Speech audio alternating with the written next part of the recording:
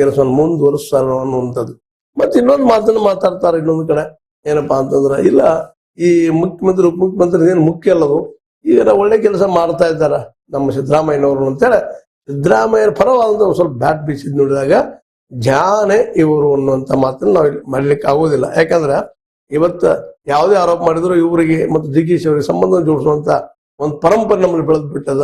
ಅದಿರ್ಲಿ, ಆದ್ರೆ ಅದು ಇನ್ನೊಬ್ಬರ ಜೊತೆಗೆ ಹೋಲಿಕೆ ಮಾಡೋದಂತೂ ರಾಜಕೀಯವಾಗಿ ನೀವೇನ್ ಕೆಲಸ ಮಾಡಬಲ್ರಿ ಅನ್ನೋದು ತೋರಿಸ್ಬೇಕಾಗಿದೆ. ಆ ದಿಶೆಯಲ್ಲಿ ಮಕ್ಕಳ ಡೆವಲಪ್ಮೆಂಟ್ ಸಲುವಾಗಿ ನಮ್ಮ ಲಕ್ಷ್ಮೀಬಾಯಿ ಅವರು ಹೆಜ್ಜೆ ಇಡ್ತಾ ಇರೋದು ನಿಜವಾಗಿ positive political and social view ಅಂತ ಹೇಳ್ಬೇಕಾಗ್ತದೆ.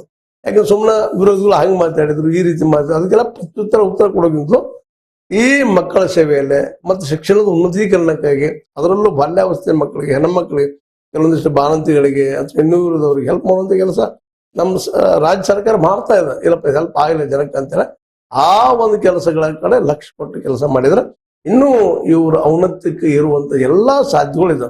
ಇದನ್ನ ವಿಷಯ ಯಾಕೆ ತೆಗೆದುಕೊಂಡು ಮಾತಾಡೋ ಪ್ರಸಂಗ ಬಂತಂದ್ರೆ, ಇತ್ತೀಚೆಗೆ ಯಾಕೋ ಏನೋ ನಮ್ಮ ಲಕ್ಷ್ಮೀಬಾಯಿ ಅವರು ವಿಶೇಷವಾಗಿ ಈ ಚುನಾವಣೆ ಆದ್ಮೇಲೆ ಮಗನ ಸೋಲಿನ ನಂತರ ಬಹಳಷ್ಟ ಯಾಕೋ ಒಂದ್ ರೀತಿಯಿಂದ ಅವ್ರು ತಮ್ಮ ಮನವನ್ನ ಕುಗ್ಗಿಸ್ಕೊಂಡಿದ್ರೇನೋ, ಒಳ ಸೇರಿದ್ರೇನೋ ಈ ಹೊರಗೆ ಬಂದಿದ್ದಕ್ಕಾಗಿ ಇದಕ್ಕೆ ಹಾಗೆ ನಾವು ಏನ್ ಹೇಳ್ಬೇಕಾಗಿದೆಪ್ಪ ಅಂದ್ರೆ, ಇವತ್ತು ಅದರಲ್ಲೂ ಹೆಣ್ಮಗಳು ಒಂದು ಹೋರಾಟಗಾರ್ತಿ ಛಲ ಹೊರಗಿರೋದ್ರಿಂದಾಗೆ ತಪ್ಪುಗಳು ಅವರಿಂದೂ ಆಗಿರ್ಬೋದು, ನಮ್ಮಿಂದೂ ಆಗಿರ್ಬೋದು, ಇನ್ನೊಬ್ಬರಿಂದನೂ ಆಗಿರ್ಬೋದು.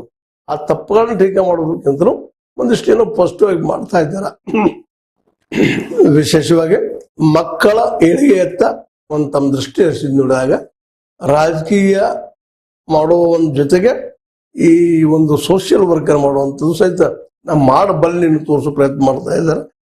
ಇದೇನು ದೊಡ್ಡ ಸಾಧನೆ ಅಂತ ನಾವು ಇಲ್ಲಿ ಹೇಳಿಕ್ ಸಾಧ್ಯ ಇಲ್ಲ. ಬಟ್ ಒಂದು ಮಾತ್ರ ಹೇಳ್ಬೋದು, ನಾವು ನಮಗಾದಂತ ಆಘಾತದಿಂದ ಹೊರಗೆ ಬಂದು ತಮ್ಮ ರಾಜಕೀಯ ಒಂದು ಏನಪ್ಪಾ ವ್ಯಕ್ತಿತ್ವ ಬೆಳೆಸ್ಕೊಳ್ಳೋ ಪ್ರಯತ್ನ ಮಾಡ್ತಾ ಇದ್ದಾರೆ. ಇದರರ್ಥ ಇಲ್ಲಿ ಒಂದು ನಾವು ಸ್ಪಷ್ಟಪಡಿಸ್ಬೇಕಾಗ್ತದ, ಒಬ್ಬ ರಾಜಕಾರಣಿ ಯಾರೋ ಇರಲಿ, ಅವರು ಸಮಾಜಮುಖಿಯಾಗಿ ಏನ್ ಕೆಲಸ ಮಾಡ್ತಾ ಇದ್ದಾರ, ಏನ್ ಕೊಡ್ತಾ ಇದ್ದಾರೆ ಅನ್ನೋ ಸಹಿತ ನಾವು ಮಾಡೋ ಜೊತೆಗೆ ಜಗತ್ತಿಗೆ ತಿಳಿಸೋದು ಅಷ್ಟ ಮುಖ್ಯ ಅದ. ಯಾಕಂದ್ರ ಇವತ್ತು ನೀವು ಏನ್ ಕೆಲಸ ಮಾಡ್ತಾ ಇದ್ದೀರಿ ಜನರಿಗೆ ಗೊತ್ತಾಗೋದು ಹೆಂಗ, ತಿಳಿಸೋದು ಹೆಂಗ, ಆ ಕೆಲಸ ಸಹಿತ ಮಾಡ್ಬೇಕಾಗಿದೆ. ಜಾನಿ ನಮ್ಮ ಲಕ್ಷ್ಮಿ ಅವರು ಈ ಮೂಲಕ ನಾವು ಹೆಣ್ಮಕ್ಕಳಿಗೆ ಮತ್ತು ಮಕ್ಕಳ ಕೆಲಸವನ್ನು ಮಾಡ್ತಾ ಇದ್ದೀನಿ. ಮತ್ತೆ ನಾವು ರಾಜಕೀಯ ಎದುರಿಸ ಬಲ್ಲಿ ಅನ್ನೋದು ಏಕಾರಿಗೆ ಎಲ್ಲ ಸಂದೇಶ ಕೊಡ್ತಾ ಇದ್ದಾರೆ. ಮತ್ತೆ ಎರಡು ಸರಿಯಾದ ಸಂದೇಶಗಳಿದ್ದಾವ.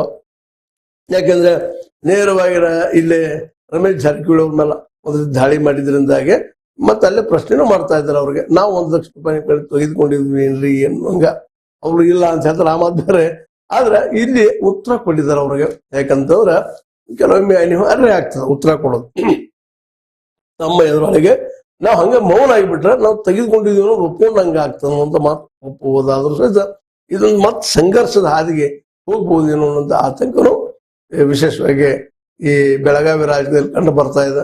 ಅದೇನೋ ಆಗ್ರಿ, ಲಕ್ಷ್ಮೀ ಹೆಬ್ಬಾಳ್ಕರ್ ಬಾಯಿ ಅವರು ಒಬ್ಬ ಗಂಡಿನ ಮನೋಭಾವದ ಹೆಣ್ಮಗಳಾಗಿದ್ದು ಹೋರಾಟದ ಕಿಚ್ಚಂತ ಇಟ್ಕೊಂಡಿದ್ರಂತಾಗೆ ಇಂಥ ಸಮಸ್ಯೆಗಳನ್ನ ಎದುರಿಸಬಲ್ರು ಅಂತ ಎದುರಿಸಲಿ, ಅವ್ರಿಗೆ ಆ ಧೈರ್ಯ ಅದ. ಅದ್ರ ಜೊತೆಗೆ ಇನ್ನೊಂದು ಈ ಸೋಷಿಯಲ್ ವರ್ಕ್ ಮಾಡ್ತಾ ಇದ್ದಾರೆ, ಅದು ಅವ್ರ ಡಿಪಾರ್ಟ್ಮೆಂಟ್ ಹೌದು, ಅವ್ರ ಇಲಾಖೆನೂ ಹೌದು. ಅದರಲ್ಲೇ ಅವರು ಇದಂತ ಇನ್ನಷ್ಟು ವರ್ಕ್ಗಳು ಮಾಡಿ ಎಲ್ಲಾ ಈ ಒಂದು ಶಿಕ್ಷಣದ ವಿಷಯದಲ್ಲಿ ಎಲ್ಲಾ ಮಕ್ಕಳಿಗೂ ಫ್ರೀ ಆಗುವಂತ ಶಿಕ್ಷಣ ಕೊಡಿಸುವಲ್ಲಿ ಅವರು ಯಶಸ್ವಿ ಆಗಲಿ, ಸಿದ್ದರಾಮಯ್ಯರಿಂದ ಕೆಲಸ ಮಾಡಿಸಲಿ ಅನ್ನೋದು. ಜೊತೆಗೆ ಇದ್ರ ಜೊತೆಗೆ ಔಷಧಿ ಅಂದ್ರೆ ಆರೋಗ್ಯ ಸಲುವಾಗಿ ಸಹಿತ ಅವ್ರ ಹೆಣ್ಮಕ್ಳ ಆರೋಗ್ಯ ಆಗಿರ್ಬೋದು, ಗಂಡ್ಮಕ್ಳ ಆರೋಗ್ಯ ಆಗಿರ್ಬೋದು, ಅದರ ಬಗ್ಗೆ ಕಾಳಜಿ ವಹಿಸಿ ಇನ್ನಷ್ಟು ಕೆಲಸಗಳು ಮಾಡಿದ್ರೆ ಇನ್ನೂ ಎತ್ತರಿಗೆ ಬೀಳಿಂದ ಎಲ್ಲ ಸಾಧ್ಯಗಳು ಇರ್ತಾವ. ಮತ್ತು ಸೋಲ ಗೆಲುವ ಇವು ಬದುಕಿನ ಅಂಗಗಳು ಬರ್ತಾ ಇರ್ತಾವ, ಹೋಗ್ತಾ ಇರ್ತಾವ ಅನ್ನೋದು ಅವರು ಬಲ್ರು. ಅದನ್ನ ಹೇಳುವಂತ ಅವಶ್ಯಕತೆ ಇಲ್ಲ, ಅವ್ರು ನೆನಪಿಸ್ಬೇಕಾಗ್ತದೆ. ಒಳ್ಳೆ ಹೆಜ್ಜೆ ಇಟ್ಟಿದ್ದಾರೆ ಅಂತ ಮಾತ್ರ ಎಷ್ಟು ಹೇಳ್ಬೋದು. ಇದರಿಂದ ಮುಂದಿನ ದಿನದಲ್ಲಿ ಏನ್ ಆಗ್ಬಹುದು ಅದನ್ನು ನೋಡ್ಬೇಕಾಗ್ಯದ. ಆಲ್ರೆಡಿ ಈ ಒಂದು ಮುಖ್ಯಮಂತ್ರಿ ಕುರ್ಚಿ ಕಚ್ಚಾಟ ತನ್ನಂಗೆ ದಮ್ಮಂಗೆ ಶುರು ಆಗ್ಯದ. ಅದು ಯಾವ ರೂಪ